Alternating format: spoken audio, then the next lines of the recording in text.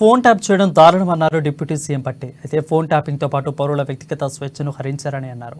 రాజకీయం కోసం ఫోన్లను ట్యాప్ చేయడం దుర్మార్గమని అన్నారు.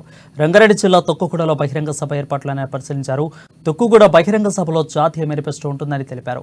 ఇందులో దేశ దిశ దశలను నిర్ణయించే హామీలుంటాయని తెలిపారు. అసెంబ్లీ ఎన్నికల్లో ముందు తాము తొక్కుగూడ నుంచి 6 గ్యారెంటీలను ప్రకటించామని చెప్పారు. భారీ సంఖ్యలో ప్రజలు హాజరై తొక్కుగూడ సభను విజయవంతం చేయాలని బట్టి విక్రమార్క కోరారు. ఎట్లా చేస్తారండి ఫోన్ ట్యాపింగ్? మీరు దేశ భద్రత కోసం వాడాల్సిన ఫోన్ ట్యాపింగ్, లేకపోతే టెర్రరిస్టులు పట్టుకోవడానికి వాడాల్సిన ఫోన్ ట్యాపింగ్, దాన్ని సామాన్యులు కామన్ మ్యాన్ ప్రతిపక్ష నాయకులను నిర్వీర్యం చేయడానికి ఫోన్ ట్యాపింగ్ వాడతారా?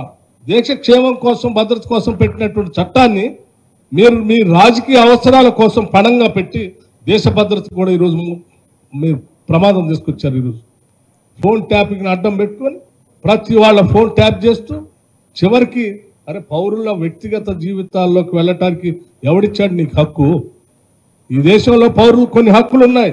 స్వేచ్ఛగా స్వతంత్రంగా బతికేటువంటి హక్కుని వాళ్ళ స్వేచ్ఛను హరించి వాళ్ళ పర్సనల్ వ్యక్తిగతమైనటువంటి కుటుంబ జీవితాల్లో కూడా నువ్వు వెళ్ళి ఫోన్ ట్యాపింగ్ చేసి భార్యాభర్తలు ఏం మాట్లాడుకుంటున్నారు, వ్యాపారస్తులు ఏం మాట్లాడుకుంటున్నారు, లేకపోతే ఇంకో అధికారి ఏం మాట్లాడు, ఇంకో పత్రిక ఆయన ఏం మాట్లాడు, జడ్జిలు ఏం మాట్లాడుతున్నా, లేదా ఇంకో ఆయన ఏదో మాట్లాడుతున్నా, అందరి జీవితాల్లో నువ్వు వాళ్ళ వంటగదిలోకి వాళ్ళ బెడ్రూమ్ లో కూడా దూరుతుంది. మీరు ఇదే నా బాధ్యత మీకు, ఇంకా తగుదనమ్మా మాకేం సంబంధం అంటారు. 10 ఏళ్ళు మీరే కదా చేసింది.